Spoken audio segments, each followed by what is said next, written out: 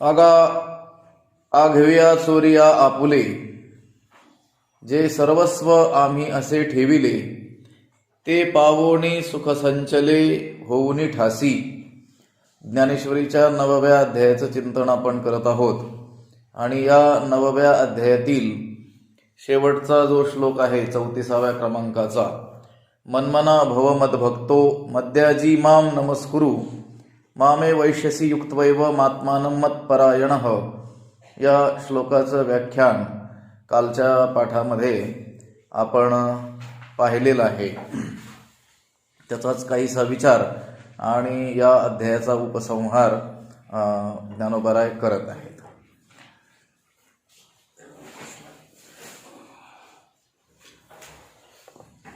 आगा म्हणजे अरे अर्जुना,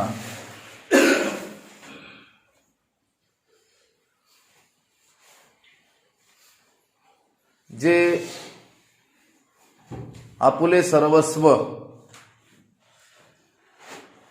आघव्या चोरिया आम्ही ठेविले असे, ते पावोनी संचले सुख होऊनी ठासी. म्हणजे भगवंत म्हणतात, अरे अर्जुना, जे आपलं धन आम्ही सर्वांपासून चोरून ठेवलं होतं, ते धन प्राप्त करून तू शाश्वत सुखरूपच होऊन राहशील, शाश्वत सुखरूप होऊन जाशील. हा जो श्लोक आहे त्याचं व्याख्यान या ओवीमध्ये समाप्त होत आहे. मामे वैश्यसी युक्तवैव मात्मानं मत्परायणः, माम एव एष्यसी, मलाच प्राप्त होशील. तेवढ्या पदाचं व्याख्यान यामध्ये या ओवीत करत आहे. म्हणजे मग या ओवीच्या समाप्तीमध्ये श्लोकाचं व्याख्यान संपणार आहे. भगवंत म्हणतात की हे अंतःकरणीचे तुझपाशी बोली जात असे, हे अंतःकरणातलं गुह्य मी तुझ्या जवळ बोलत आहे. काय गुह्य बोलले भगवान? तर मलाच प्राप्त करून घ्यायचं असेल तर मन्मना भव मद्भक्ता भव मद्याजी भव आणि माम नमस्कुरु, या 4 गोष्टी सांगितलेल्या आहेत. तू मन हे मीची करी, माझी या भजनी प्रेम धरी, सर्वत्र नमस्कारी मज एकाते, माझेने अनुसंधाने देख, संकल्प जाळणे निशेख, मद्याजी चोख याची नाव आईसा मिया आतिला होसी, तेथ माझी याची स्वरूपा पावसी. हे जे बोललेले आहेत भगवंत म्हणतात, हे अंतःकरणीचे तुझपाशी बोली जात असे, हे माझ्या अंतःकरणातील अतिशय गुह्य असलेली गोष्ट मी तुझ्याजवळ बोलत आहे. तर मग भगवंताने ही गोष्ट कोणाजवळच बोललेली नाही का? तर भगवंत म्हणतात, आगा आघव्या चोरिया आपुले, जे सर्वस्व आम्ही असे ठेविले, हे जे आपलं धन आम्ही सर्वांपासून चोरून साठवून ठेवलेलं होतं, चोरून ठेवलेलं होतं. म्हणजे ही गोष्ट आम्ही फारशी काही कोणाला सांगितलेली नव्हती. 4थ्या अध्यायाच्या सुरुवातीला म्हणतात ना भगवंत की जे न सांगेची पितया वसुदेवासी, जे न सांगेची माता देवकीसी, जे न सांगेची बंधू बळीभद्राशी, ते गुह्य अर्जुनेशी बोलत.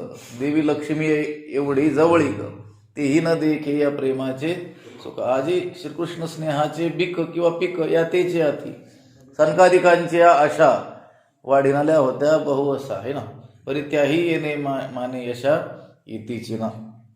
या जगदीश्वराचे प्रेम इथं दिसत असे निरूपण, कैसे पार्थे याने सर्वोत्तम पुण्य केले.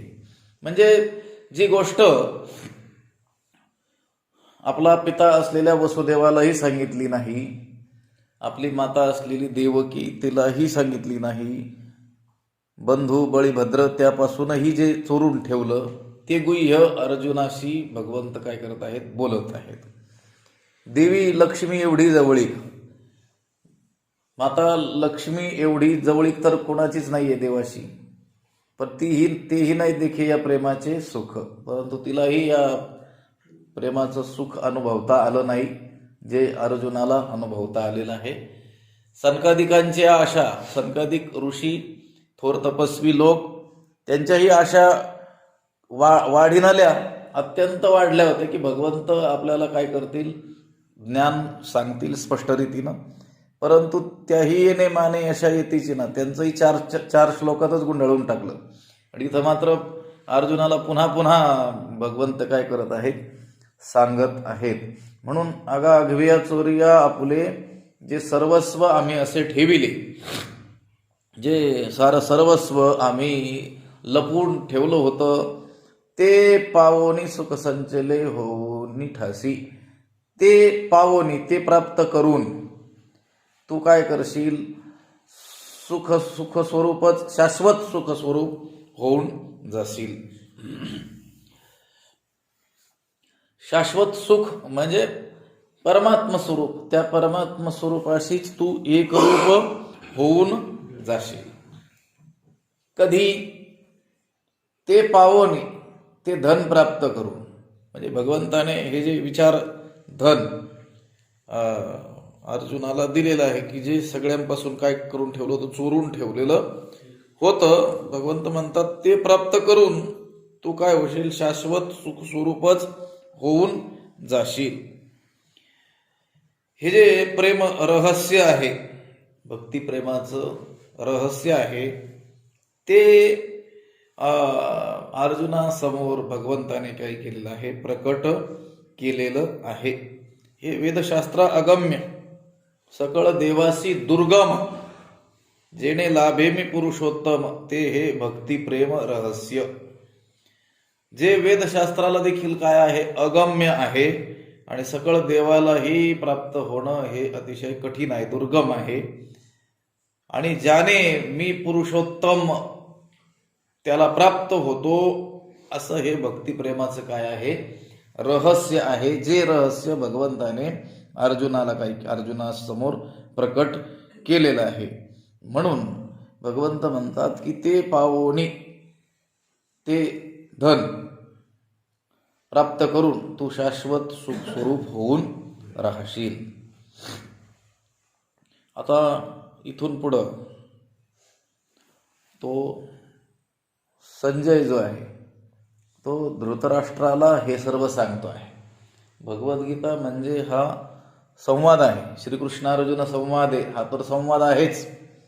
परंतु रणांगणावरती काय घडतं आहे याचा वृत्तांत सांगण्याच्या निमित्ताने संजय त्या धृतराष्ट्राजवळ जो बसलेला आहे, तिथं संजय आणि धृतराष्ट्राचाही काय चाललेला आहे, संवाद चाललेला आहे, असं आपल्याला व्यासांनी सांगितलेलं आहे. म्हणजे लक्षात आलं का, व्यासांचा आणि त्यांच्या शिष्यांचा संवाद. व्यास शिष्यांना असं सांगतात की संजय धृतराष्ट्राला असं सांगत होता की भगवान श्रीकृष्णाला असं म्हणाले. लक्षात आलं का, व्यास आपल्या शिष्यांना असं सांगतात की संजय धृतराष्ट्राला असं सांगत होता की कृष्ण अर्जुनाशी असे बोलले म्हणून. लक्षात आलं की हे संवादच आहे.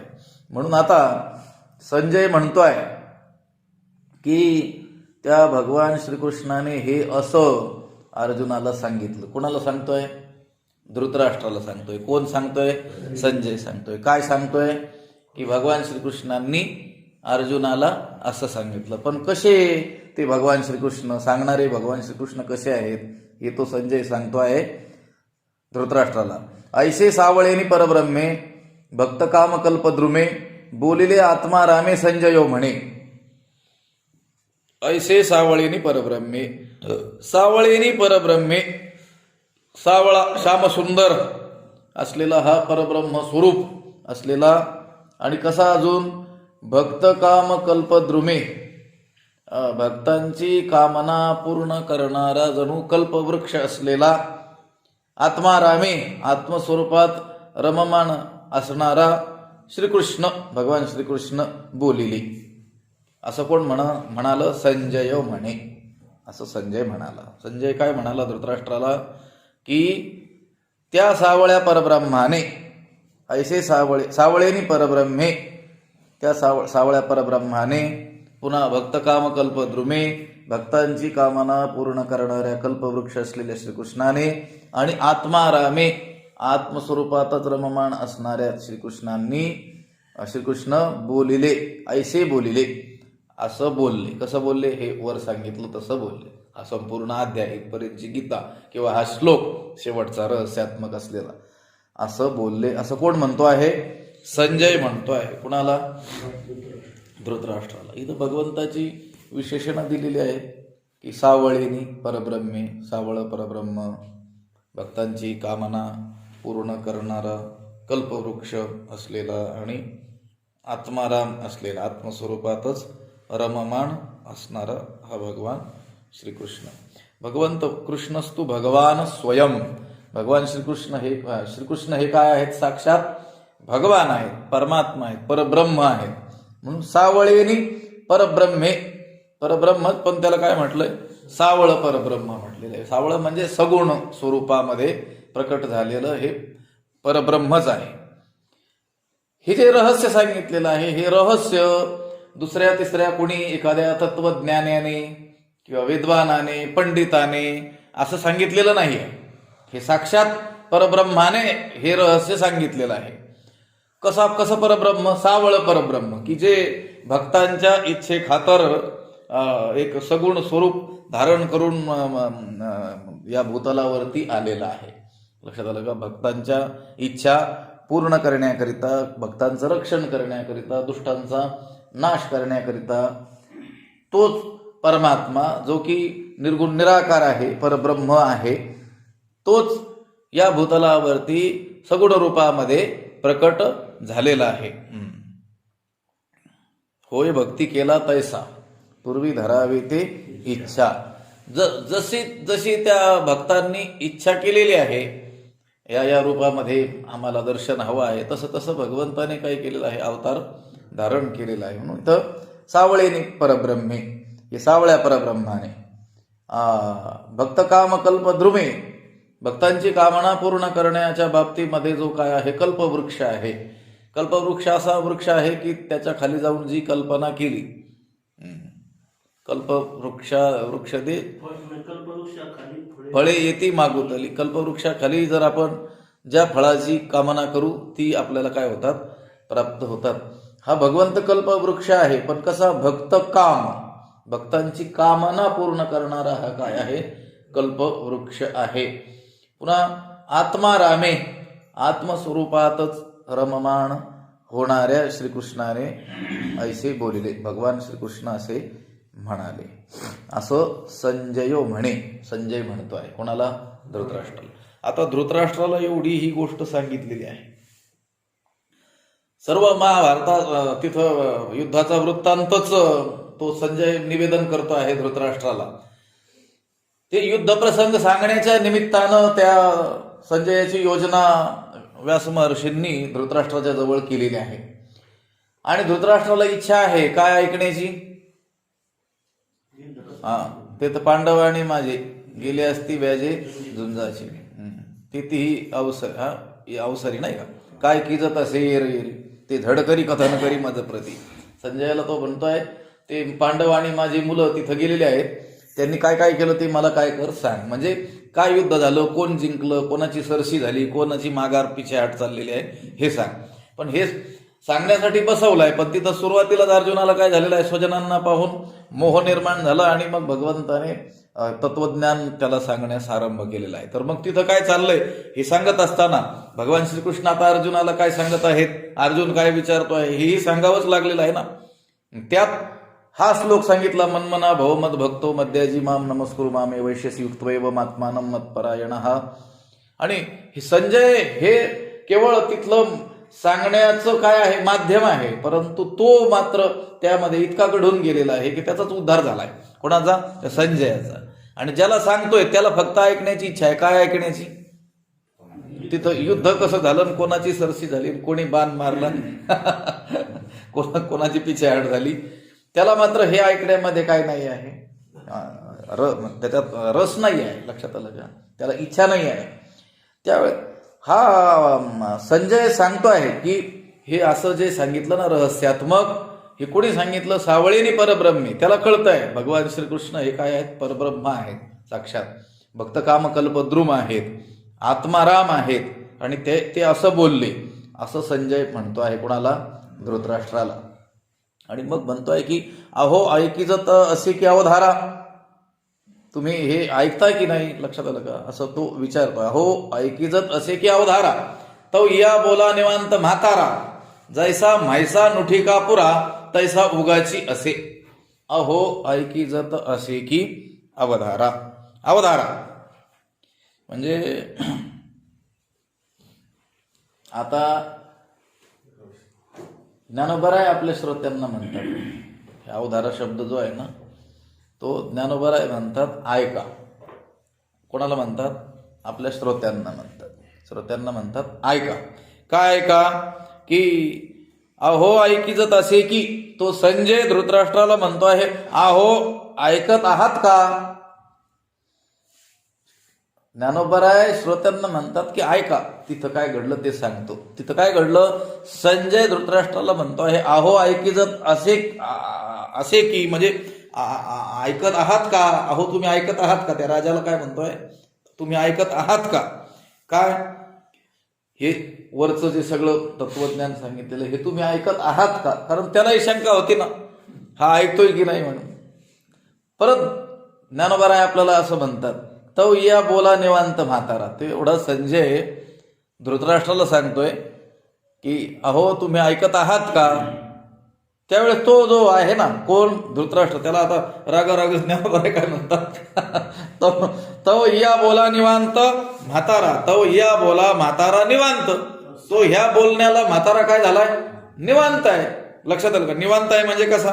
स्तब्ध राहिलेला आहे. त्याला हे ऐकण्याची इच्छाच नाही आहे ना. संजय धृतराष्ट्राला म्हणतो ऐकत आहात का? अवधारा आपलं मग काय सांगितलं मी? ज्ञानोबरायच्या समोर श्रोते बसलेले आहेत नेवाशाला, तुमच्यासारखे पण दक्ष थोडेसे. त्यावेळेस ज्ञानोबराय म्हणतात की ऐका. काय ऐका? संजय धृतराष्ट्राला म्हणतोय, काय म्हणतोय? अहो ऐकिजत असे की, अहो तुम्ही ऐकलं का? हा, लक्षात आलं का? तिथलं सांगितलं. आता परत ज्ञानोबराय काय म्हणतात? ज्ञानोबराय म्हणतात तो या बोला निवांत म्हातारा, या बोला म्हातारा निवांत. या त्या संजयाच्या बोलण्याला तो म्हातारा जो आहे ना धृतराष्ट्र, तो काय आहे? स्तब्धच आहे. लक्षात आलं का? कारण त्याला हे ऐकण्याची इच्छा नव्हती ना. जरी हा संजय पुन्हा म्हणतो आहे की अहो ऐकलं का तुम्ही हे, तरी देखील तो काय झालेला आहे? तो स्तब्धच आहे. कसा स्तब्ध आहे? ज्ञानोबराय सांगतात, जैसा म्हैसा नुठिका पुरा तैसा उगाची असे. जैसा म्हैसा पुरा नुठी, जसा म्हैसा म्हणजे रेडा पूर आला तरी देखील पुरामध्ये नुठी न उठी, उठत नाही. लक्षात आलं का? नदीमध्ये रेडा बसला, नदीला पूर आला, त्या पाण्याने तो लोटल्या जातोय तरी देखील तो उठत नाही, स्तब्धच आहे. अगदी तसाच धृतराष्ट्र काय राहिला? स्तब्ध राहिला. कधी? जरी संजय म्हणत होता अहो तुम्ही हे ऐकलं का, तरी देखील तो कसा होता? तसाच होता. तो या बोला निवांत म्हातारा, तो निवांत म्हणजे स्तब्धच होता. कसा स्तब्ध होता? ज्ञानोबराय सांगतात, जैसा म्हैसा नुठिका पुरा, ज्याप्रमाणे जैसा म्हैसा पुरा नुठी, तैसा उगाची असे. तसा तो उगाच म्हणजे श्रीकृष्णार्जुनांचा संवाद ऐकूनही शांतच होता. त्याच्या मनावर त्या संवादाचा काहीच परिणाम झाला नाही. लक्षात आलं का? इथं संजय आतून हर्षित झालेला आहे की त्या रणांगणावरती भगवंत अर्जुनासमोर किती गुह्य असलेल्या ज्या गोष्टी आहेत त्या काय करत आहेत? प्रकट करत आहेत. ज्या कोणालाच सांगितलं, आगा आगव्या चोरिया आपुले, भगवंताने सांगितलं ना अर्जुनाला, मी सगळ्यांपासून लपवून ठेवलेलं ते धन तुझ्या पुढं काय करतोय? प्रकट करतोय. ते प्राप्त करून घेऊन तू काय होशील? शाश्वत सुखरूप होऊन राहशील. हे त्या संजयाने ऐकलंय सांगण्यासाठी, पण ते ऐकलेलं असताना तोच आतून काय झालेला आहे? अत्यंत हर्षित झालेला आहे. आणि त्याला वाटतंय की ज्याला सांगायसाठी मला बसवलंय त्याला हे सांगितलं, मी सांगतो आहे, तर त्यालाही खूप काय झाला असेल? आनंद झाला असेल. म्हणून तो म्हणतोय अहो ऐकलं का हे? आता भगवंताने जे श्रीकृष्ण भगवंताने जे अर्जुनाला सांगितलं रहस्यात्मक, जे कोणालाच सांगितलं नव्हतं, ते मी आता तुम्हाला तिथलं वृत्तांत सांगण्याच्या निमित्ताने सांगतो आहे. ते तुम्ही ऐकलं का? असं म्हटलं तरी तो काय झाला, तो अत्यंत स्तब्धच राहिला. कसा स्तब्ध राहिला? त्याच्यावर काहीच परिणाम झाला नाही. कसा? जैसा म्हैसा नुठिका पुरा तैसा उगाची असे. दुसरा प्राणी घेतलेला नाही. पूर आल्यानंतर घोडा असता, गाढव असतं, कुत्रा असतं, लांडगा असतं, ते पळून गेले असते लगेच नदीच्या तीराला. पण तो म्हैसा, जो रेडा, तो काय आहे? अत्यंत जड मूढ प्राणी आहे. त्याच्यावरती त्या पुराचा काही परिणाम होत नाही. तो पूर जो आलेला आहे पाण्याचा, त्याला लोटतो आहे पुढं, तरी देखील तो काहीच हालचाल करत नाही. तसाच काय आहे? उगाच तिथं स्तब्ध आहे. जैसा म्हैसा नुठिका पुरा तैसा उगाची असे. का बरं? कारण तो काय आहे? पुत्रस्नेहे मोहितू. भगवान अर्जुन ज्ञानोबरायांनी सुरुवातीलाच म्हटलेला आहे ना, तो कसा आहे? पुत्रस्नेहाने इतका मोहित झालेला आहे की त्याला फक्त एकच वृत्तांत ऐकायचा आहे की आपल्या पुत्रांची काय झालेली आहे, युद्धामध्ये सरशी झालेली आहे, वरचढ झालेली आहे. तीच ऐकण्याची त्याला काय आहे? तीव्र इच्छा आहे. त्यामुळं तिथलं कितीही अमृत स्वरूप हे संभाषण त्याला सांगितलं तरी त्याच्यावर त्याचा काही परिणाम होत नाही. लक्षात आलं का? आता एखादा विषयाभिलाषी पुरुष किंवा धनेच्छुक, अत्यंत रात्रंदिवस द्रव्याची चिंता करणारा एखादा मनुष्य आहे. आता त्याच्या समोर साक्षात तुकाराम महाराजांनी कीर्तन केलं तरी त्याच्या चित्तावर काही परिणाम होणार नाही. त्याला काय दिसतंय? फक्त द्रव्य दिसतंय, विषय दिसतात. लक्षात आलं का? काही हे विषय कसे संपादन करावेत, कसे मिळवावेत, याचाच विचार त्याच्या रात्रंदिवस डोक्यात असेल तर त्याच्या समोर केवढ्याही मोठ्या श्रेष्ठ संतांनी किंवा तत्ववेत्यांनी येऊन विवेचन केलं तरी त्याचं त्याकडे लक्ष असणार नाही. तसं धृतराष्ट्राच्या चित्तामध्ये एकच गोष्ट आहे. काय? आपल्या पुत्रांचा विजय झाला पाहिजे, पांडवांची हार झाली पाहिजे, संपूर्ण राज्य आपल्याला मिळालं पाहिजे. ह्याच एका गोष्टीनं पछाडलेला तो असल्यामुळं तो संजय त्या ठिकाणी झालेला हा जो दिव्य संवाद आहे तो सांगत आहे तरी देखील त्याच्या चित्तावरती त्याचा काय झाला नाही? परिणाम झाला नाही. कारण तो फक्त युद्धाची वार्ता ऐकण्यासाठीच उत्सुक होता.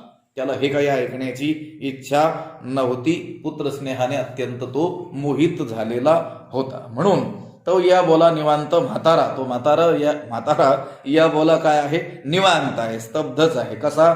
जैसा म्हैसा नुठिका पुरा तैसा उगाची असे. ज्ञानोबराय म्हणतात, जो जे तिचे गौरव नेणे तयासी ते बिंगुळवाणे म्हणून अप्रसंगुतेने म्हणावा की तो. ज्याला ज्या ठिकाणची महत्ता कळत नाही त्याच्यासाठी ते काय असतं? भयदायकच असतं किंवा विस्मयकारकच असतं, वेगळंच असतं. म्हणून तो काय म्हणतो? हे अप्रासंगिक आहे. तो धृतराष्ट्रही म्हणतच असेल ना, आणि म्हणतोय देखील. भगवंताने, आपलं ज्ञानोबरायांनी त्याचं प्रकट केलेलं आहे. हे नपुसो तू ते, हे संजय, हे तुला कोणी विचारलं होतं? लक्षात. संजय सांगतोय देव भक्तांची लक्षणं सांगतोय, स्थितप्रज्ञेची लक्षणं सांगतोय, गुणातीताचं वर्णन करतोय. तो धृतराष्ट्र म्हणतोय, संजय तुला कळतंय का? हे तुला विचारलं का? मी काय विचारलेलं आहे? तिथं कुणी कोणाशी काय युद्ध केलं एवढंच विचारलंय ना. हे काय सांगतो तू? त्याला ते हे सांगणं काय वाटतंय? अप्रासंगिक वाटतंय. कारण जो जे तिचे गौरव नेणे तो तिथलं गौरव जाणतच नाही. म्हणून जैसा म्हैसा नुठिका पुरा तैसा उगाची असे. जरी त्या संजयाकरवी त्या धृतराष्ट्राला ब्रह्मज्ञानाचं श्रवण होतं तरी देखील त्याच्या चित्तावर त्याचा काही परिणाम झाला नाही. तो थंडच होता. त्याच्या चेहऱ्यावर त्याचा उल्हास थोडा सुद्धा दिसला नाही. आपल्या नेहमी अनुभवाला येणाऱ्या या गोष्टी आहेत ना. एखादा वारकरी वारी करून आल्यानंतर तिथल्या आनंदाचं वर्णन सांसारिक काही लोकांसमोर तो करतो. कारण त्याला आपल्या अंतरंगात झालेला जो आनंद आहे तो द्यावा वाटतो दुसऱ्यांना. कमळकळिका झाले पण हृदयाच्या मकरंदा ते राखो नेणे लक्षात दे राया रंका पारणे आमोदाचे. त्याला ते राहवत नाही की तिथं कसा आनंद आला, हरिकीर्तनात कसा आनंद आला, भजनात कसा आनंद आला, पायवारीमध्ये कसा आनंद आला. आता तो ज्यांना सांगतो आहे त्यातील काही लोकांना जर त्याबद्दल श्रद्धा आस्था असेल तर तो प्रसंग ऐकण्यामध्ये त्यांना आनंद वाटेल. आणि जे अत्यंत कठोर हृदयाची माणसं आहेत, अत्यंत संसारामध्ये लिप्त असलेली, त्यांच्या चेहऱ्यावर त्याचा काही परिणाम जाणवत नाही. कारण त्यांच्यासाठी त्याचं ते बोलणं अप्रासंगिकच असतं. कारण त्यांना सतत ऐकण्याची काय इच्छा असते? स्त्री धन नास्तिक चरित्रम, परंतु आपल्याला सांगितलंय न श्रवणीयम, त्यांना श्रवणीयम. लक्षात आलं का? स्त्री गायले ऐकावे, ज्ञानोबारांनी सांगितलं त्यांना या गोष्टी आवडतात. म्हणून ह्या ज्या ब्रह्मज्ञानाविषयीच्या भक्तिप्रेमाच्या गोष्टी त्यांना आवडत नाही. तसंच या धृतराष्ट्रालाही ते आवडलं नाही. जैसा मैसा नुठिका पुरा तैसा उगाची असे, त्या उदाहरण दिलं. रेड्याला सुद्धा उदाहरणाच्या माध्यमातून स्थान दिलं ज्ञानोबारांनी. लक्षात आलं का? अहो महाराज ऐकत आहात का? भगवंताच्या बोलण्याकडे लक्ष द्या ना, असे संजय म्हणाला. तेव्हा कोणताही परिणाम न होता म्हातारा स्तब्ध बसला. जसा काही रेडा बसलेल्या जागेवर उठत नाही, तसा तो धृतराष्ट्र रेड्याच्या उपमेला पुरा शोभेल असा काय होता, उगाच होता. तेथ संजय माथा तुकिला, आहा अमृताचा पाऊस वर्षला, की हा येथ असतूची गेला सेजी या गावा. तेथ संजय माथा तुकिला. तेव्हा संजयाने माथा तुकिला म्हणजे आनंदाने मान डोलावली. लक्षात आलं का? तो बिचारा बसवलेला आहे, तिथलं काय घडलंय ते सांगण्याच्या निमित्तानं. त्याचं काम तो चोख बजावतो आहे, पण त्या समोरच्यावर काय परिणाम होतो की नाही त्याला त्याच्यात काय स्वारस्य नाही आहे. तो त्याचं काम मात्र चोख बजावतो आहे. तिथल्या त्या संवादाचं श्रवण करून तो संजय अत्यंत हर्षित झालेला आहे. ते संजय माथा तुकिला. त्या संजयाने काय केलं, ही गीता ऐकून, भगवंताचं बोलणं ऐकून आपलं मस्तक काय केलं, आनंदाने डोलावलं. आणि तो म्हणाला, मनात म्हणाला, मोठ्याने नाही म्हणाला, की आहा अमृताचा पाऊस वर्षला. हे भगवंताचं जे बोलणं आपण ऐकलं, हे जणू काय झालेलं आहे, अमृताची वृष्टी झालेली आहे. आहा, आज काय झाली, अमृताची वृष्टी झालेली आहे. काय हा योग आहे की या कृष्ण मेघातून जणू काय ज्ञान अमृताचा पाऊसच पडलेला आहे. पण हा जो आहे, हा म्हातारा जो आहे, लक्षात आलं का, हा मात्र की हा येथा सतूची गेला सेजी या गावा, हा मात्र येथे असूनही शेजारच्या गावाला गेला. लक्षात आलं का? शेजारच्या गावाला गेला. इथंच राहणारा, रात्रंदिवस आयुष्य इथंच काढणारा, परंतु ज्या दिवशी अमृताचा पाऊस व्हायचा होता त्या दिवशी हा कुठं गेला, शेजारी. आणि तिथं कशात झाला, गारपीट झाली. आता इथं राहिला असता तर त्या अमृत वर्षावामध्ये याला सुस्नात होता आलं असतं. पण दुर्दैव सांगायचं त्यातून. अनेक लोक नाही का काशीमध्ये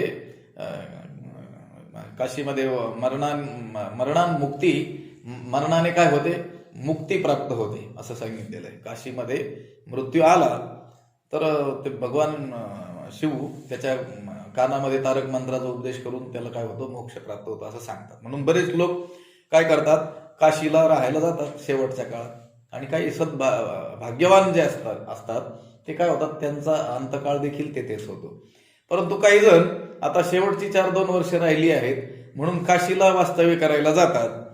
आणि नेमकं गावाकडचा निरोप येतो की तुमच्या नातवाचं फार दुखत आहे म्हणून.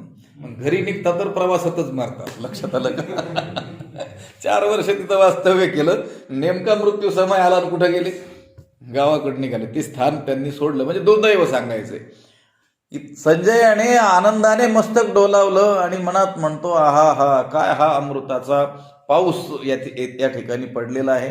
परंतु हा म्हातारा येथे असूनही शेजारच्या गावाला निघून गेला आहे. की हा येत असतूची गेला शेज या गावा, शेजारच्या गावाला गेला. म्हणजे येथे असून नसल्यासारखं आहे. शेज या गावा गेला म्हणजे एक बाह्य उदाहरण अशी घडताना आपल्याला दिसतात म्हणून तसं सांगितलं. जसं आता एखाद्या सत्संगामध्ये माणसं असूनही नसल्यासारखी असतात, शरीराने असतात, मनाने नसतात. लक्षात आलं का? तसं त्याला सांगायचं. धृतराष्ट्र तर त्याच्या समोरच आहे. आणि हा संवाद जो संजय त्या दिव्य दृष्टीनं तिथं घडलेला पाहतोय, ऐकतोय, तसाच तो काय करतोय, कथन करतोय. हा धृतराष्ट्र देखील ऐकतोय, परंतु कानाने ऐकतोय, मनात जातच नाही ना. कारण मन कुठं आहे, मन दुसरीकडेच आहे. मन तिथं गेलेलं आहे त्या कुरुक्षेत्रावरती. म्हणून ते म्हणतात हा येथ असतूची गेला सेजिया गावा, हा येथे असूनही जणू काही शेजारच्या गावाला निघून गेलेला आहे. ते संजय माथा तुकिला. हे भगवंताचं बोलणं ऐकून संजयाने काय केलेलं आहे, मस्तक डोलावलेलं आहे. का मस्तक डोलावलेलं आहे? तो देखील बुद्धिवान होता ना. लक्षात आलं का? संजय ज्या अर्थी व्यासांनी त्याची निवड केलेली आहे, त्याला दूरदृष्टी प्रदान केलेली आहे, दूरश्रवण शक्ती प्रदान केलेली आहे, त्या अर्थी तो तेवढा योग्यतेचा होता म्हणूनच त्याला तिथं बसवलेला आहे निरोप सांगायला. तिथं जे घडलं ते, जे ऐकलं ते, जे पाहिलं ते जसंच्या तसं कथन करण्याचं काम त्याच्यावरती सोपवलेलं आहे. पण तो गुरुकृपा प्राप्त शिष्य होता. कोण? संजय. व्यास शिष्य संजयाचा पूर्णोद्गारू ज्ञानोबाराय शेवटी म्हणतील. व्यासांचा शिष्य कोण होता? हा संजय. म्हणून त्याला त्या संवादातील रहस्य, त्याचं महत्व तो जाणत होता आणि तो म्हणतो, त्याने काय केलं, आनंदाने मस्तक डोलावलेलं आहे आणि काय म्हणतो आहे की हा अमृताचा जणू काय झाला, पाऊसच झाला. पण ठीक आहे, अमृताचा हा पाऊस असेल, आपल्यालाही तो संवाद ऐकून आनंद झाला असेल, पण आपल्याला इथं बसवलंय याला सांगण्यासाठी. लक्षात आलं का? ही दूरश्रवण शक्ती आणि दूरदर्शन शक्ती जी दिलेली आहे ती केवळ आपल्यासाठी प्रदान थोडीच केलेली आहे, आपल्याला माध्यम केलेलं आहे. त्यातील योग्यता जाणून केली ही गोष्ट वेगळी, परंतु सांगितलंय कोणासाठी, ते दिलंय कोणासाठी त्याला ती शक्ती? या धृतराष्ट्राला ते तिथला संवाद ऐकू यावा, तिथलं चित्रण त्याला कळावं संवादाच्या माध्यमातून. म्हणून तो संजय म्हणतोय की हा अमृताचा पाऊस वर्षला की हा येत असतोची गेला सेजिया गाव. आता हे म्हणायला नव्हतं पाहिजे त्याने. खरं तर एखादा स्वार्थी मनुष्य असता तर जाऊ दे मरू दे म्हटले असते. आपला तर फायदा झाला ना, आपल्याला तर ऐकू येते ना गीता, तिथं भगवंत काय सांगताय, याच्यासाठी आपल्याला बसवलंय. पण हा ऐकतच नसेल तर काय करावं? पण तसं नाही. तो काय होता? एकनिष्ठ सेवक होता. आणि एकनिष्ठ जो सेवक असतो तो आपल्या स्वामीची काय करत असतो? सर्वतोपरी काळजी करत असतो. लक्षात आलं का? तो जो स्वामी आहे, तो जो प्रभू आहे, तो मालक जो आहे, तो भला कसाही असेल, परंतु आपण आता त्याच्या पदरी काय आहोत? सेवक आहोत ना. मग आपण आपला सेवक धर्म काय केला पाहिजे? चांगल्या रीतीनं पाळला पाहिजे. तशा प्रकारचा तो संजय होता, म्हणून त्याला काळजी आहे. म्हणून तो मनात म्हणतोय की हा येत असं तुची गेला सेजिया गावा. मोठ्यानं तर म्हणायची काही सोय नाही. लक्षात आलं?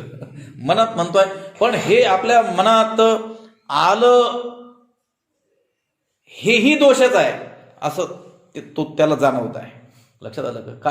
काय मनात आलं की हा त्या रेड्यासारखा, त्या पुरात नदीच्या पात्रात बसलेल्या त्या रेड्यासारखा त्या पुरानेही त्याच्यावर काही परिणाम होत नाही, किंवा अमृताचा पाऊस इथं वर्षा होत असताना हा शेजारच्या गावाला गेला म्हणजे लक्षपूर्वक हे ऐकत नाही, हे मनात आलं संजयाच्या. तरी देखील त्याला त्याबद्दल खेद वाटतो आणि तो म्हणतो, तरी दातारू हा आमचा म्हणून हे बोलता मैळेल वाचा, काय की जे ययाचा स्वभावचे ऐसा. तरी पण हा आमचा हा दातारू, आमचा हा काय आहे? दाता आहे, अन्नदाता आहे, मालक आहे. म्हणून हे बोलता वाचा मैळेल, म्हणून हे अधिक बोलताना माझी वाणी काय होईल? दूषित होईल. लक्षात आलं का? तो तर बोलण्याच्या योग्यतेतच होता खरं तर, परंतु हा आपला दास्यत्व धर्म जो आहे, सेवक धर्म आहे, त्या सेवक धर्माला जागून तो विचार करतोय. काय म्हणतोय की हा आमचा काय आहे? दाता आहे. कसाही जरी असला तरी हा काय आहे? आमचा दाता आहे. अन्नदाता भयत्राता, ते 5 पिते सांगितले, त्याच्यातला अन्नदाता हा आपल्या पित्याप्रमाणे आहे असं सांगितलेलं आहे. लक्षात आलं का? आणि हा धृतराष्ट्र आमचा काय आहे? अन्नदाता आहे, म्हणजेच आपल्या पित्या समान आहे. मग पितृदेवो भव असं शास्त्राने सांगितलेलं आहे. म्हणून याला आपण जर काही बोललो अधिक, म्हणजे मनात जरी बोललो तरी देखील काय होईल? मैळेल वाचा, ही वाचा मैळेल, वाणी काय होईल? माझी मळेल, दूषित होईल. पण काय करावं? काय कीजे याचा स्वभावाचा ऐसा, परंतु काय करावं? याचा स्वभावच असा आहे म्हटले. काय स्वभाव आहे? त्याला ह्या ज्ञानामध्ये याच्यामध्ये काही नाही आहे, रस नाही आहे, त्याच्यात काही स्वारस्य नाही आहे, ते ऐकून घेण्याकडे त्याचा काही कल नाही आहे, त्याचा तो स्वभावच आहे. तरी दातारू हा आमचा म्हणून हे बोलता मैळेल वाचा, काय कीजे ययाचा स्वभावोची ऐसा. परंतु ठीक आहे बाबा, आधी त्याने आपल्या मालकाच्या हिताचा काय केलेला आहे? विचार केलेला आहे. परंतु काय करावं? याचा स्वभावच असा असल्यामुळं आता याच्यात काही फरक पडत नाही. परंतु मला या ठिकाणी माध्यम केल्यामुळं मला मात्र ते ऐकू आलं. याला सांगण्याच्या निमित्ताने का होईना, हे माझं काय असलं पाहिजे? मोठं भाग्यच असलं पाहिजे. परी बाप भाग्य माझे जे वृत्तांतू सांगावयाचे नि व्याजे, कैसा रक्षलो मुनिराजे श्री व्यासदेवी.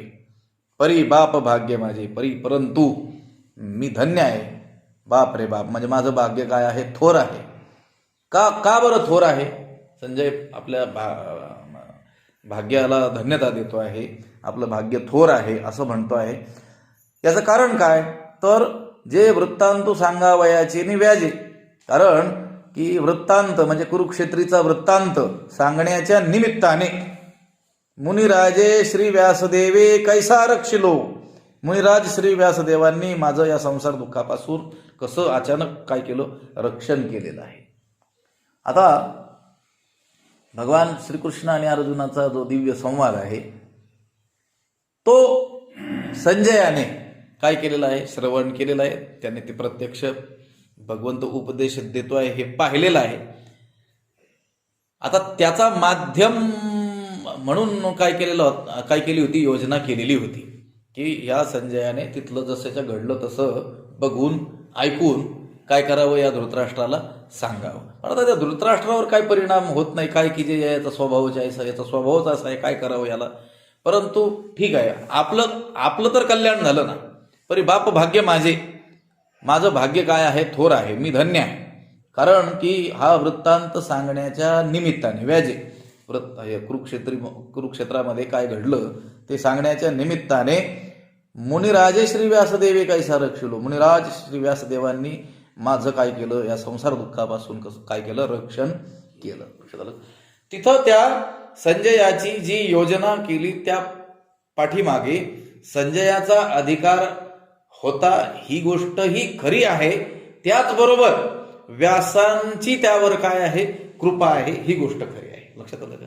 व्यासांना त्याचा देखील काय करायचा होता, उद्धार करायचा होता. लक्षात आलं का? म्हणून तर त्याची काय केली, योजना केली. म्हणून तो म्हणतो कैसा रक्षलो मुनिराजे श्री व्यासदेवी, मुनिराज व्यासदेवांना माझं रक्षणच करावयाचं होतं. म्हणून हा वृत्तांत सांगण्याच्या निमित्ताने मला इथं काय केलेलं आहे, बसवलेलं आहे. हे माझं काय आहे, थोर भाग्य आहे. परी बाप भाग्य माझे जे वृत्तांतू सांगावयाचे नि व्याजे, कैसा रक्षिलो मुनिराजे श्री व्यासदेवे, या व्यासदेवांनी माझं काय केलं, रक्षण केलेलं आहे. इतुले हे वाडे सायासे, जो बोलत असे दृढे मानसे, तवण धर्वेची आपुल्या ऐसे सात्विके केले. आता इथून पुढं काही ओव्यांमध्ये अष्टसात्विक भावाचं वर्णन केलं गेलेलं आहे.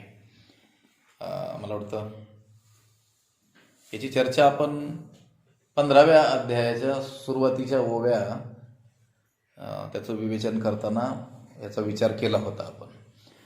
अष्टसात्विक भाव त्या संजयाला निर्माण झालेले आहेत. लक्षात आलं की भगवान श्रीकृष्णाचं रहस्यात्मक असलेलं बोलणं संजयाने जे ऐकलं आणि ते त्याच्या अंगी बांधल्या गेलं. लक्षात आलं का? त्याच्यामध्ये अष्टसात्विक भाव निर्माण झालेले आहेत. स्तंभ स्वेदोथ रोमांच, स्वरभंगोथ वेपथुः, वैवर्ण्यम अश्रुप्रलय इत्यष्टौ सात्विका मताः. हे 8 सात्विक भाव आहे, ज्याला अष्टसात्विक भाव असं म्हणतात.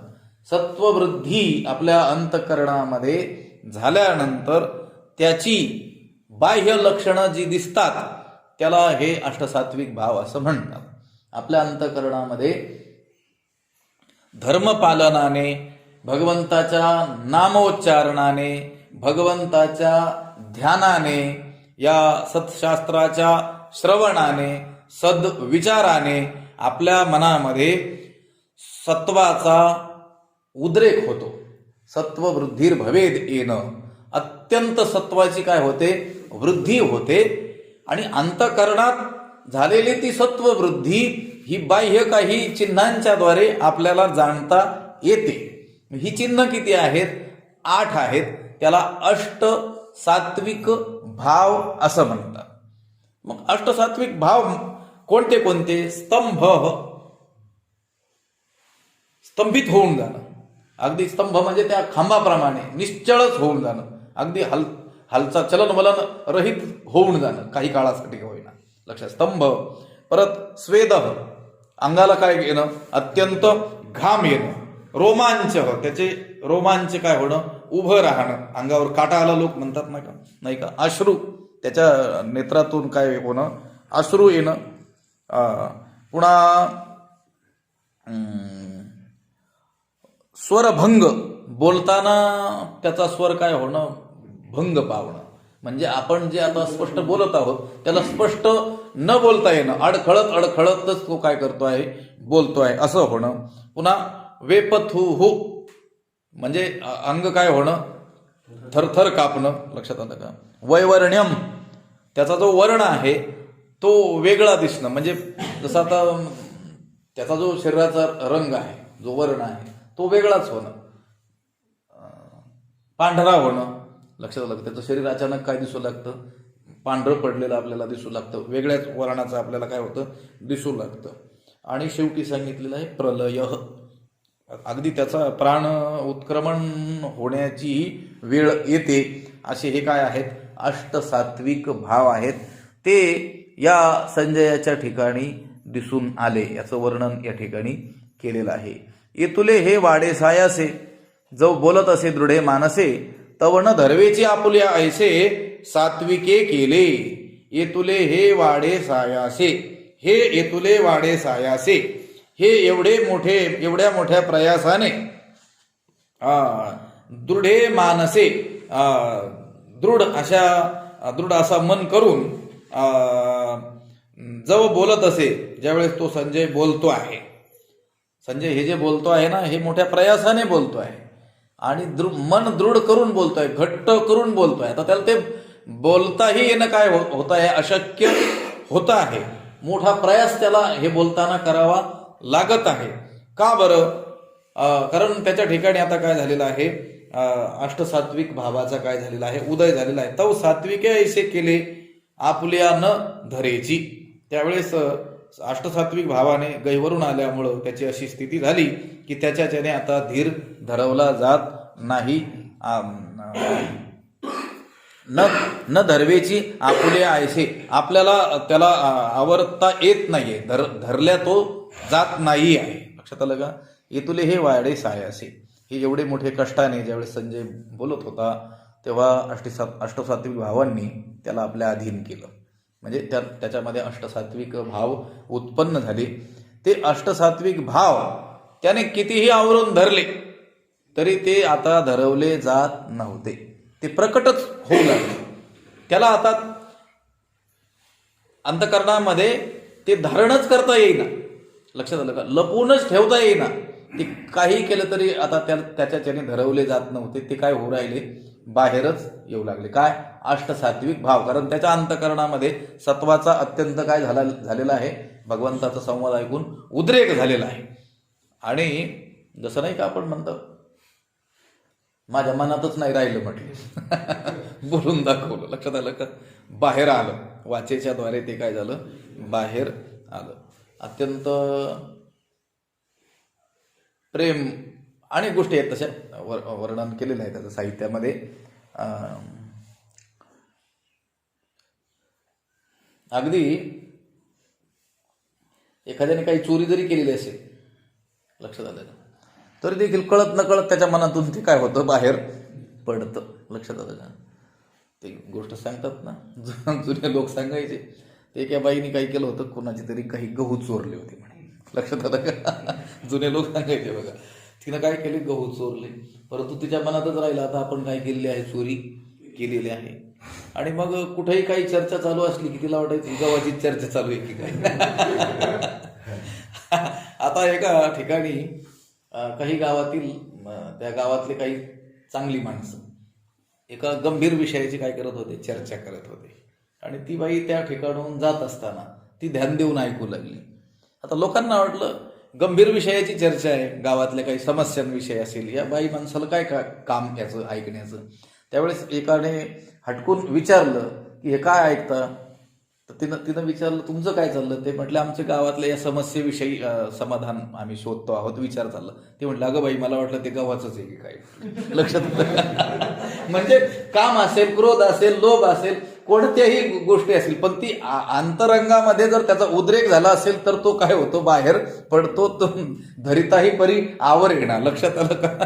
तो धरायला गेला तरी ते आवरत नाही. इथं त्या संजयाच्या अंतकरणामध्ये सत्वाचा अत्यंत उद्रेक झालेला असल्यामुळं तो उद्रेक आता अष्टसात्विक भावरूपाने बाहेर जो पडणार आहे तो त्याला धरवत असताना देखील धरवल्या जात नव्हता, आवरत नव्हता. इथुले वाडे सायासे जो बोलत असे दृढे मानसे तव न धरवेचे आपले ऐसे सात्विके केले.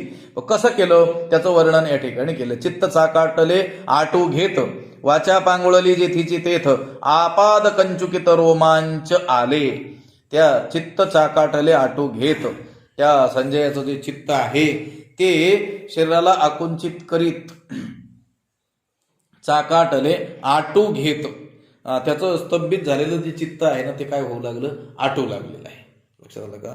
वाचा पांगुळली जेथीची तेथ, वाणी जी आहे वाचा जेथीच्या तेथ पांगुळली, ती वाचा वाणी जागच्या जागीच काय झाली, कुंठित झालेली आहे. आणि आपाद कंचुकित रोमांच आले. आपाद पायापासून मस्तकापर्यंत नखशिखांत त्याने जणू काही अंगरखा घातला आहे असं रोमांच त्याचे उभे राहिले. लक्षात आलं का? जणू काही त्याने तसा शर्टच घातलाय की काय, किंवा तसे कपडेच धारण केले की काय. कुठपासून? आपाद पायापासून डोक्यापर्यंत जणू काही त्याने एक पोशाखच धारण केलेला असावा असे त्याचे रोमांच काय झाले, उभे राहिलेले, रोमांच ताट उभे राहिलेले आहेत. चित्त चाकाटले आटू घेत, स्तंभित झालेलं चित्त काय होऊ लागलं, आटू लागलं. वाचा पांगुळली जेथीच्या तेथ, त्याची ती वाणी जागच्या जागीच काय झाली, पांगळी झाली, कुंठित झाली. आणि आपाद कंचुकित रोमांच आले. पायापासून मस्तकापर्यंत सर्व अंगावरती जणू काही त्याने अंगरखा घातला असे त्याचे रोमांच काय झालेले आहेत, उभे राहिलेले आहेत. अंगावरती त्याचा काटा आलेला आहे. अर्धोन मिलित डोळे वर्षताती आनंद जळे आतुल्या सुखोर्मीची निबळे बाहेरी कापे.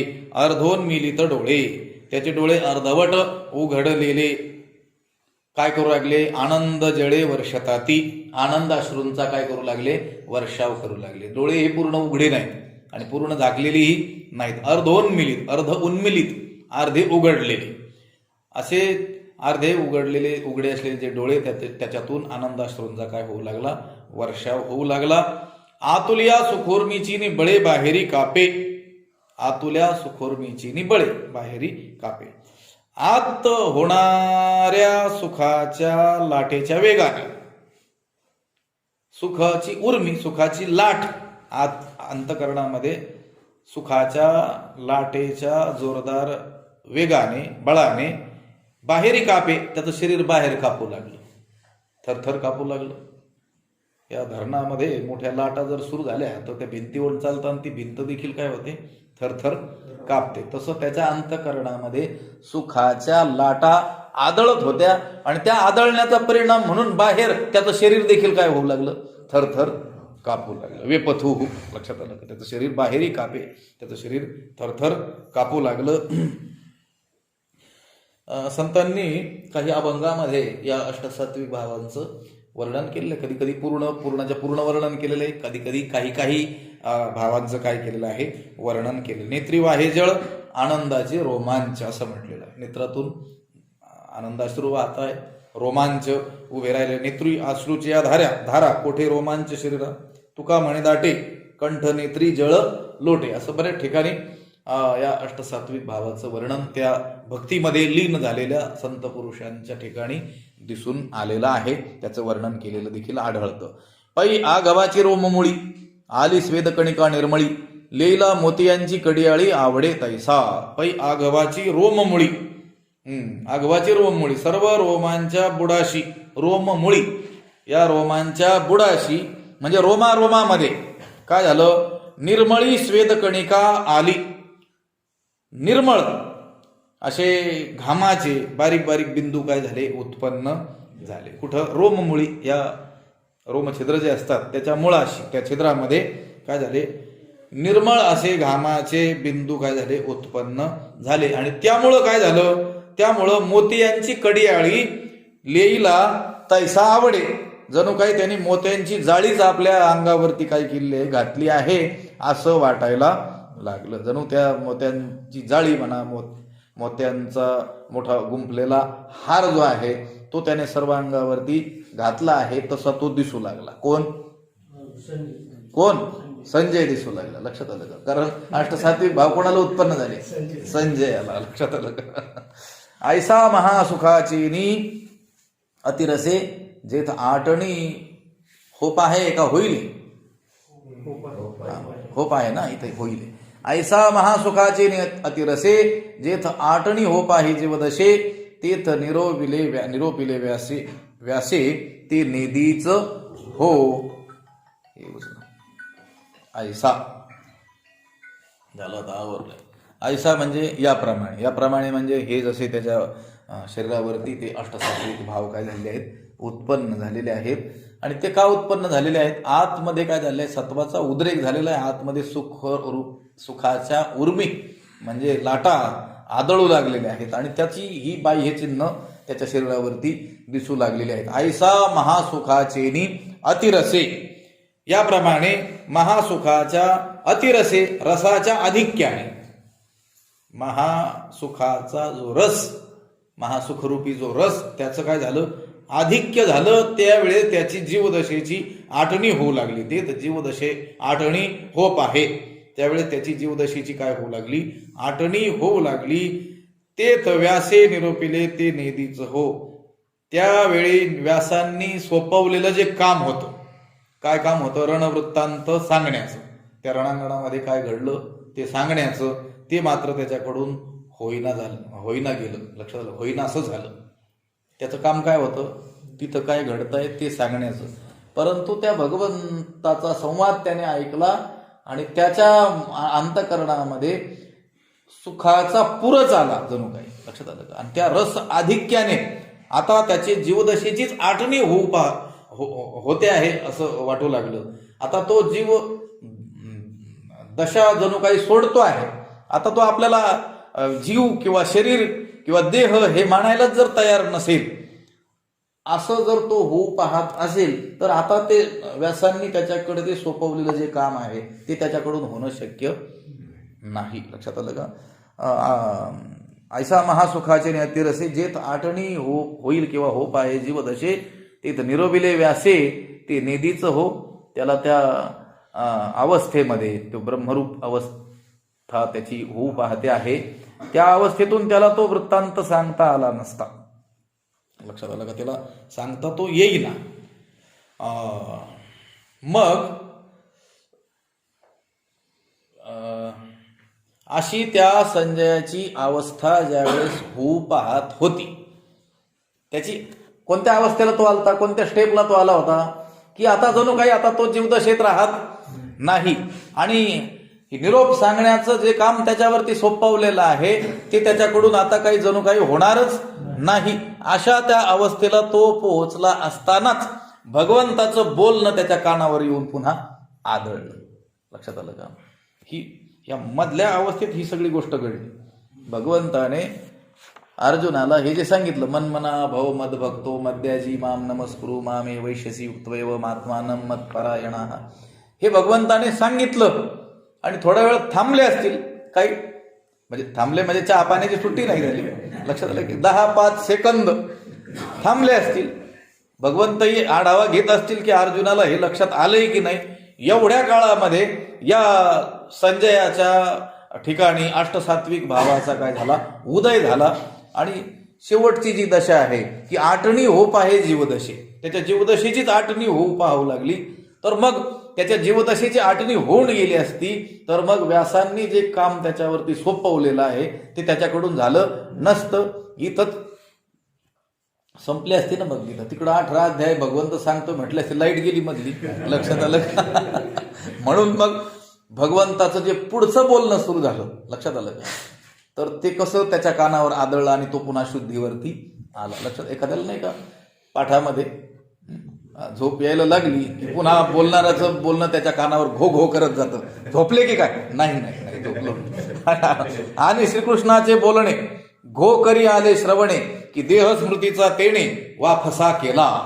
लक्षात आलं का? आणि इतक्यात श्रीकृष्ण अर्जुनाचे बोलणे का श्रीकृष्णाचे बोलणे काय पाठ आहे? श्रीकृष्णाचे ना. बरं, काही ठिकाणी श्रीकृष्ण अर्जुनांचे. ठीक आहे, श्रीकृष्णाचे बोलणे.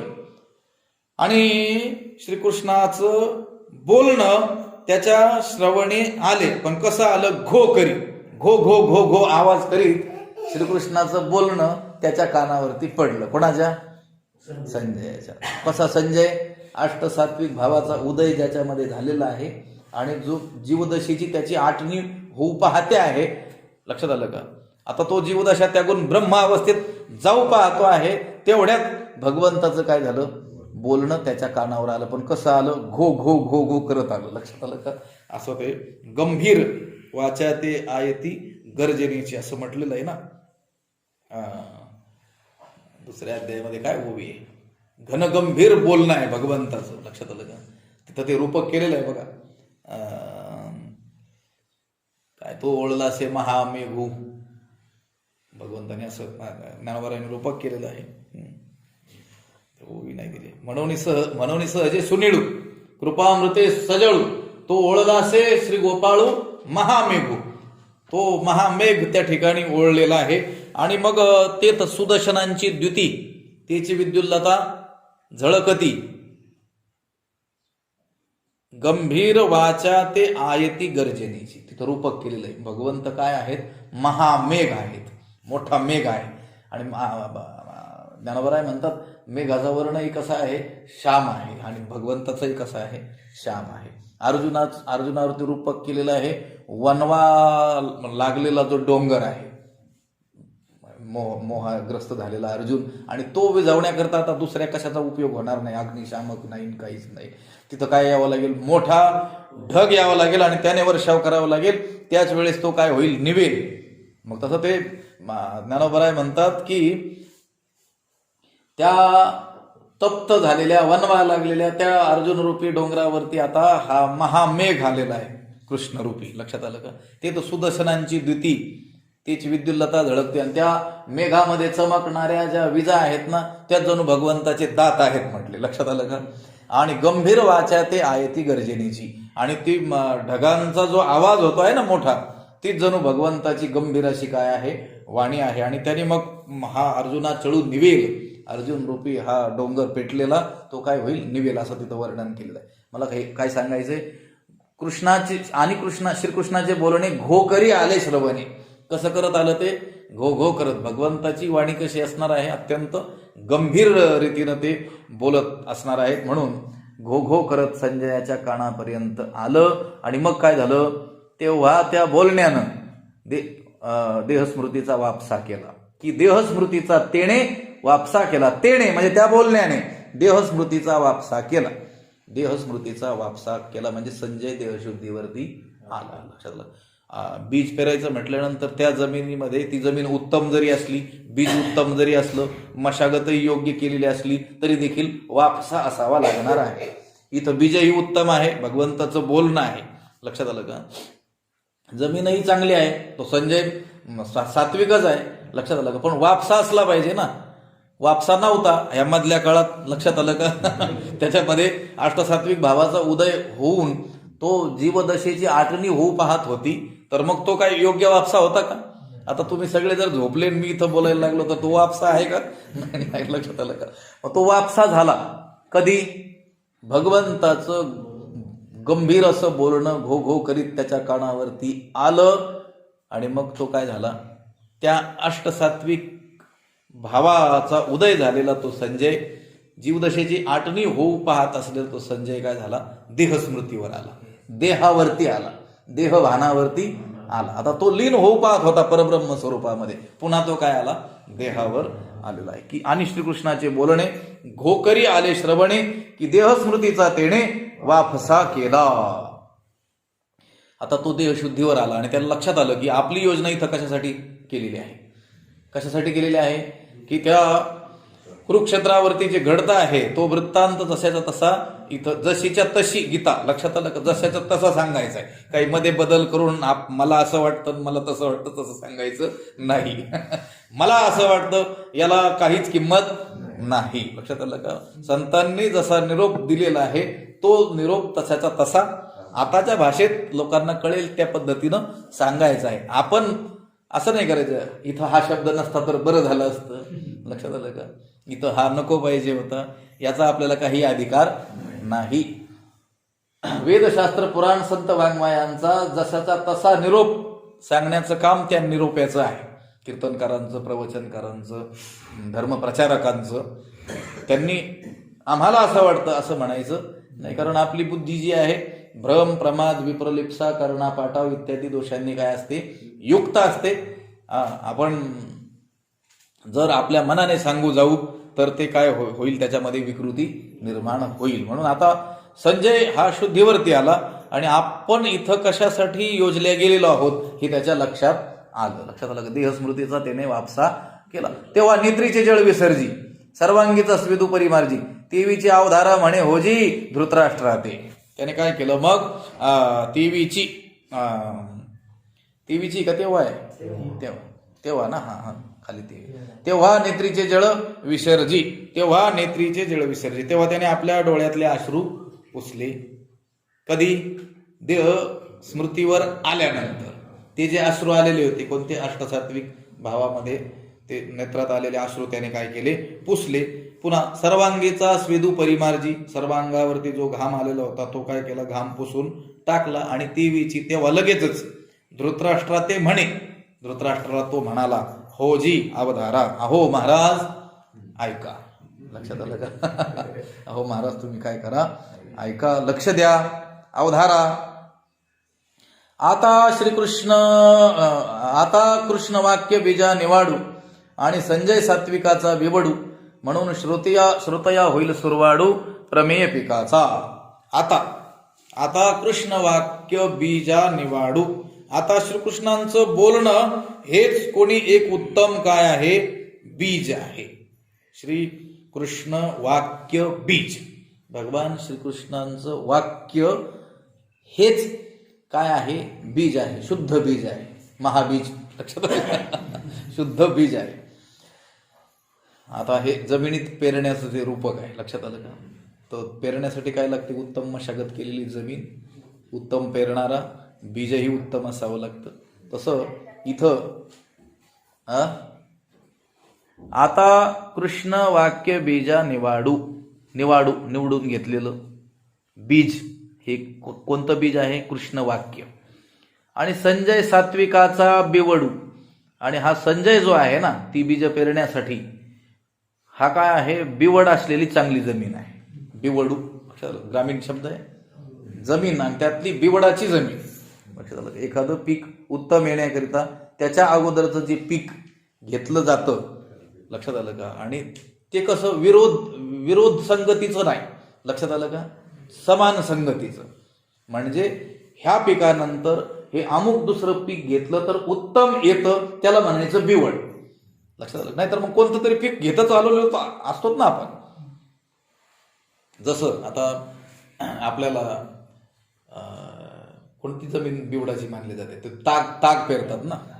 त्या ताग पेरल्यानंतर तो जमिनीत गाडला जातो आणि त्यानंतर मग कोणतंही पीक चांगल्या रीतीनं उत्तम येतं.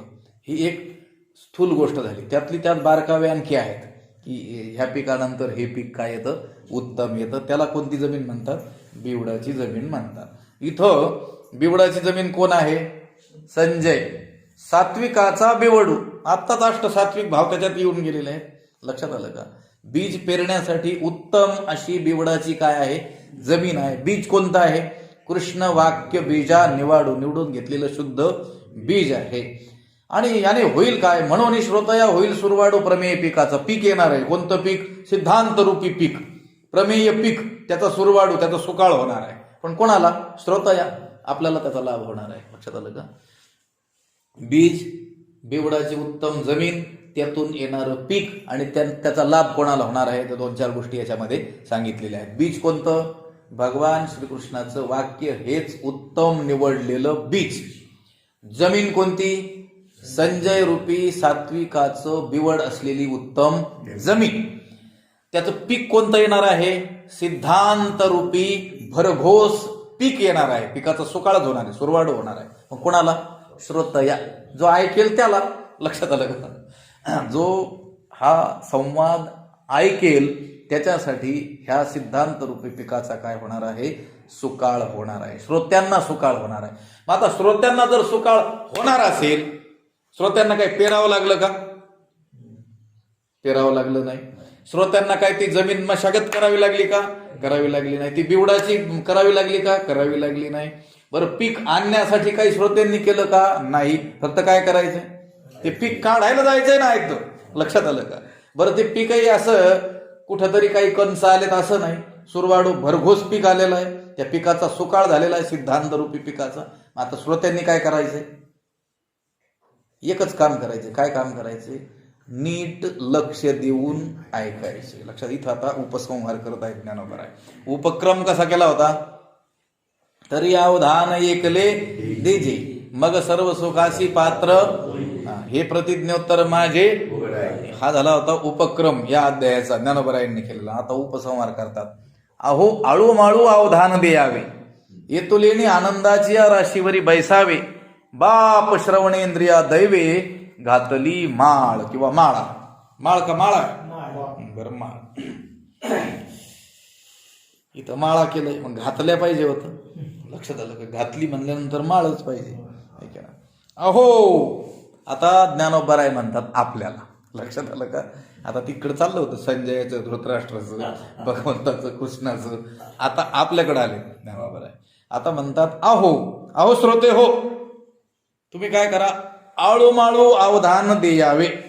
आळूमाळू थोडस लक्ष द्या. काय करा? आळूमाळू थोडस काय करा? लक्ष द्या. आणि एवढं थोडंसं लक्ष दिल्याने काय होईल? ते म्हटले येतुलेनी, म्हणजे थोडंसं लक्ष दिलं एवढ्यानेच आनंदाची या राशीवरी बैसावे. तुम्ही काय व्हाल? आनंदाच्या राशीवर बसाल. बाप श्रवणेंद्रिया दैवे, घातली माळ. बाप रे बाप, म्हणजे धन्य आहे की आज भाग्याने, दैवे म्हणजे भाग्याने, श्रवणेंद्रिया माळ घातली. आज भाग्याने माझ्या कानाला काय केलेले आहे? माळ घातली आहे, किंवा वरला आहे, किंवा अंगीकारलं आहे, किंवा स्वीकारलं आहे. कोणी? भाग्याने. भाग्यानेच त्या कानाला जणू काय केली? माळ घातली. त्या भाग्यानेच कानाचा काय केला? आश्रय केला. त्या भाग्यानेच कानाला वरलं, किंवा भाग्यानेच कानाचा अंगीकार केला, स्वीकार केला. लक्षात आलं का? या कानाचं भाग्य. लक्षात आलं? श्रुतम श्रुतेनैव न तु कुंडलेन. लक्षात आलं का? कुंडल घातल्याने कानाची शोभा नाही. घालतात ना कुंडल लोक. लक्षात आलं का? त्या कुंडलांनी कानाची शोभा नाही. त्या कानाची शोभा कशाने आहे? ऐकेण तुझी कीर्ती. भगवंताची कीर्ती श्रवण करणं, ह्या ज्ञानाचं श्रवण करणं, याच्यातच काय आहे? कानाची काय आहे? धन्यता आहे. कानाचं काय आहे? मोठं भाग्य आहे, दैव आहे. ज्ञानोबराय म्हणतात अहो आळूमाळू अवधान द्यावे. हे श्रोते हो, तुम्ही काय करा? थोडंसं लक्ष द्या. आणि एवढ्याशा लक्ष देण्यानेच तुम्ही आनंदाच्या काय व्हाल? राशीवरी बसाल. बाप श्रवणेंद्रिया दैवे, घातली माळ. हा काय केलेला इथं? उपसंहार. मी बोललो मग सर्व सुखाची पात्र होईजे, हा उपक्रम. आणि अहो आळूमाळू अवधान द्यावे, हा झाला या अध्यायाचा उपसंहार या ठिकाणी केलेला आहे. अवधानाचं, लक्ष देण्याचं, एकाग्रतापूर्वक श्रवण करण्याचं काय महत्व आहे त्याचा विचार आपण सुरुवातीला जवळजवळ 3 पाठ या सुरुवातीच्या ओवीवरतीच केले होते. त्या श्रवणामध्ये येणारे अडथळे, त्यात येणारे वेगवेगळी विघ्न, ती टाळून आपल्याला हे श्रवण कसं केलं जाईल, लक्ष एकाग्रतापूर्वक कसं आपण ऐकलं पाहिजे याचा विचार आपण केलेला जाईल. म्हणून ते म्हणतात थोडंसं लक्ष द्या. बाकी काय द्यायचंय? तरी एकले अवधान द्यायचे. एकटं अवधान द्या, दुसरं काही देण्याची गरज नाही आहे. फक्त लक्ष द्यायचंय. ते म्हणतात आळूमाळू अवधान द्या. तुम्ही थोडंसं लक्ष द्या. आणि एवढ्या लक्ष देण्यानेच तुम्ही काय व्हाल? आनंदाच्या राशीवरती बसाल. अमर्याद असा जो आनंद आहे तो आनंद तुम्हाला काय होईल? प्राप्त होईल. श्रवणाचे मिसे बैसावे येऊनी साम्राज्य भुवनी सुखी नांदे. ज्ञानेश्वरीचं महत्व सांगताना संतांनी सांगितलं आपल्याला. सगळ्याच संतांनी, जनाबाईंनी, नामदेव महाराजांनी, एकनाथ महाराजांनी, सर्वांनीच ज्ञानेश्वरीचं आणि ज्ञानोबरायांचं मोठं महत्व वर्णन केलेलं आहे. विषय श्रवणाचा आहे म्हणून श्रवणाचे मिसे, श्रवणाच्या निमित्ताने काय करावं? बैसावे येऊनी, येऊनी बैसावे. दुसरं काय करायचंय? पण कशाच्या निमित्ताने? दुसऱ्या कामाच्या निमित्ताने नाही. लक्षात आलं का? की आता ज्ञानेश्वरीच्या पाठाला हे येतात, मग यांच्याकडे आपलं काम आहे, मग थोड्या वेळ जाऊन बसू, पाठ ऐकू. तसं नाही. श्रवणाच्या, ऐकण्याच्याच इच्छेनं जर ऐकायला आपण गेलो, ऐकलो, तर मग काय होईल? साम्राज्य भुवनी सुखी नांदे.